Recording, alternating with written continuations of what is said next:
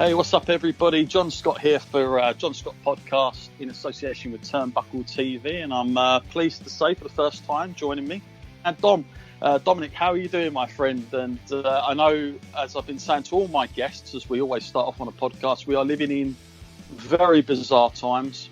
But first and foremost, are you well and safe? Yeah, I'm good, John. Thanks for the invite, and I'll say thanks to Richard as well for linking us up. Nice opportunity, a bit of a change to the norm. Saying that, I've done a little bit of stuff associated with my work, with radio shows and stuff like that, and another podcast for the club that I work for. Yeah. But yeah, no, I'm good, mate. I'm thankful that. Well, this is the reality of people being in lockdown is affecting different people in different ways, isn't it? But the fact the sun's shining, I think, really helps. Imagine what this would have been like if it was in the depths of winter. Oh man, yeah, I can't imagine it. Yeah, I keep saying to people, although like the biggest grind for people can be boredom, just imagine though, I still feel quite privileged the fact that I'm not having to go out and be frontline and in the midst of everything. So I know a lot of people do get bored and things of that nature, but at the same time, we're living in an age with streaming TV technology at quite a height. I think if this would have happened in the 90s, in the 90s, in the middle of winter. Exactly, it might have been a different. We'd crawl in the walls, wouldn't we? We've got some crazy stuff going on, isn't there? People queuing for half a mile to get a McDonald's drive. Packed beaches. It's not over yet, folks. Don't get too carried away. Yeah, no, I agree. Now, for those that are not familiar with you, just give us a little brief background. We know that obviously, you're a coach in rugby at quite a decent level now. But Richard mentioned to me, the guy that set this up, he said, you wasn't always in this. You took like a big turn as well. Just give us a little brief bit about your background. So I'm always intrigued to talk to people that suddenly have this huge shift and just go with, chasing a dream or a desire or something that they, have thought about but maybe not got around to. How did all this come about for you? Well, I'll bore you a little bit of a sort of story behind it. So prior to working in rugby, and I'm very privileged to be able to have a full-time job. Working in rugby, and specifically for Richmond Rugby Club in southwest London. And for people who don't know anything about Richmond or much about rugby, put it into context as to where they are as a club. They've just been promoted into the Championship, so the same as the football world. There's the Premiership, and then there's next level down as Championship, and then League One and League Two, etc. So we'd been relegated out of the Championship into National League One, and then we've just been promoted back into the Championship, albeit in slightly bizarre fashion because rugby stopped prematurely, as did football. Premier League football obviously still hasn't been concluded, neither has Premiership rugby, but everything below Premiership level was concluded by some algorithms, some calculations, and we were top of the league anyway. Right.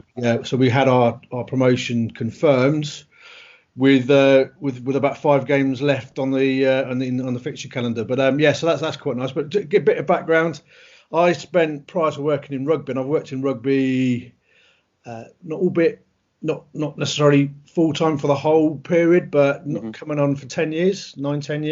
Right. But prior to that, and how I know Richard was, I worked in the motor industry. I was a partner in a small business down in Kent. And with an old colleague of mine I used to work for a big car group called Pendragon PLC, which when I was in my early 20s, I'd sort of left college, didn't know what I wanted to do. I had a Saturday job selling hi-fi and stuff, which all of a sudden I found I had this sort of ability to they call it gift of the gab, I suppose. But ability to just quickly get on with people and have conversation. And when you're selling anything, it's as much about knowing what you're selling, but also then getting on with the person who you're dealing with. So I was very so I had quite a a quick rise to the top in the motor industry as well. So there's a bit of a pattern. I'm blowing my own trumpet a little bit, but so by the time I was 27, I'm 2 decades older than that now, so you can do the maths. But so 27, I found myself up in Birmingham. I'm originally from Worcestershire. I grew up in Worcester, was born in Gloucestershire, but grew up in Worcestershire, and then came to London in my early 20s, where I worked in the car business, and then at the age of 27, when I got relocated to Birmingham to run a Ferrari Maserati garage. Now that may sound like the most amazing job going, which on the surface, those two brands are very powerful in terms of the impact it has when you mention them. But it was quite an interesting experience. Not only was I, relatively speaking, quite a young man, and the dealership I was working at prior to that was a Mazda garage, so it was a bit of a jump. Mm-hmm. And found myself at the reins of a Ferrari Maserati garage for 3 years. But it was quite a stressful time, because I got married up in Birmingham, so I was engaged, and then we had our first child. So I was working some silly hours, just sort of throwing myself into the job, and I found myself sort of the home life was suffering a little bit, and not being around for my son, who's now, it makes me feel very old, is now 18.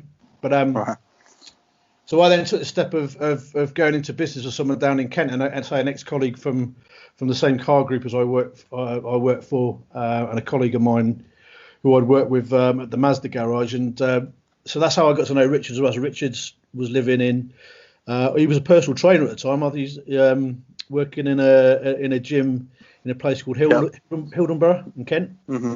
We had a car dealership in Sevenoaks, and we sold prestige cars and predominantly sort of sporty stuff. So things like, I don't suppose everything from like TVRs through to Lotuses and everything else. Now that was it was good fun. We earned some good money, but at that point in time, so let's put it into context in terms of time. We're talking about 2002 up to then, when the old banking crash happened. So when everything was, I don't even remember back the economy then. It was everything was on the up. Really. Early noughties, everything was great. Everybody seemed to have money in their pocket. So selling nice cars was actually quite, not necessarily easy, but it was relatively straightforward as to what came next. And sure. And that was really the sort of crossroads I got to. So if I get to, so let's fast forward 2007, 2008. I unfortunately had a falling out with my business partner and decided to, which in hindsight was probably my timing was probably the worst. So my luck had run out, because I decided to set up a business with a customer of mine who was a local businessman. There's a hi-fi chain called Sevenoaks Sound and Vision. Mm-hmm. So there was a guy who owned that business called Paul, who was a very wealthy guy, and he sort of financially backed me to go out on my own. But I remember opening the doors to that business. I think it was sort of August, September of 2008, I think it was. Mm-hmm. But that's pretty much when Lehman Brothers went under in America. Right. Yeah. And then the tidal wave of the economic global crash sort of hitting everything and everyone, really. Yeah. So that really put me as an individual into a situation where I'd spent my whole career doing really well, as you probably gauge from some of the things I'd done. But when stuff became out of my control, i.e. the economy, and no matter what I did in terms of my ability or my knowledge, we just couldn't get the business to get going, because there just wasn't, there wasn't a market. People wasn't so much people with wealth will always buy stuff, but a lot of people who, that's only a very small percentage of the population. And your average Joe in the street, a lot of people get made redundant. A lot of people, so luxury items like nice prestige cars weren't necessarily at the forefront of people's minds. So sure. We changed our business model a little bit, sort of going more mainstream cars, but because no new cars would be. Actually, I don't even remember, but things like the Honda plant in Swindon shut down, and they all started to go, didn't they? Yeah, and so there's a few car manufacturers just stopped producing cars. So when people weren't buying them, we're buying new ones. So when you're selling second-hand cars, if there's no new ones being sold, there's not the decent ones aren't being part exchanged. Mm-hmm. So it was the car business has always been a little bit cutthroat. So the pond of or the pool of cars available to small businesses like ours was very limited, and so everybody was sort of fighting over each other to buy the nice second-hand stuff in the market to sell on again. And we had some torrid. I mean, I remember buying sort of like a Land Rover which looked great, but it needed a new engine after we hadn't spotted the fact it was leaking oil. And so when you're running a business and all of a sudden then you got bills of thousands of pounds, it was a difficult time. So that really, so I actually went through, and I'm not ashamed to say, I actually sort of suffering from quite bad anxiety, which then anxiety tends to then manifest itself in different ways. So I was playing rugby at the time on Saturdays for my local team. So rather than probably go home and straight after a rugby match and sort of be with my family, I was going out with the boys and drinking probably too much, and sort of took my eye off what was probably the most important thing, which was your sort of family and kids and everything else. Now, as a result of all that, I had after 2 years of trading, my investor basically said, look, this just isn't happening.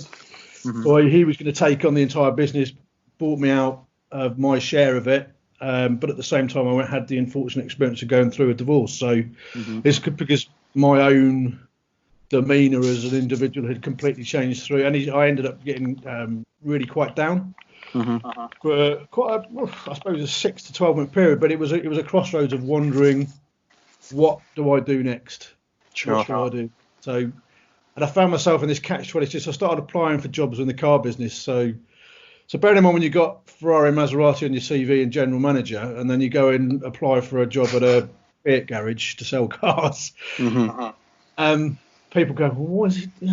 It doesn't quite fit why you're doing that, because I almost was, because I had an 8-year period not being in sort of, I suppose, the white collar car industry, i.e. your glossy showrooms and everything else. It was I was a bit of an odd fit so I struggled to get a job, to be honest. So I had been coaching voluntarily at my local rugby club on a Sunday morning, and there's a I'll mention his name because he's a bit of a wrestling fan, and I'm not actually sure whether he's aware of your. I will make sure I ping him the link to the podcast and the website. Yeah, go on, name drop him. So, a mate of mine, Graham Withers, who was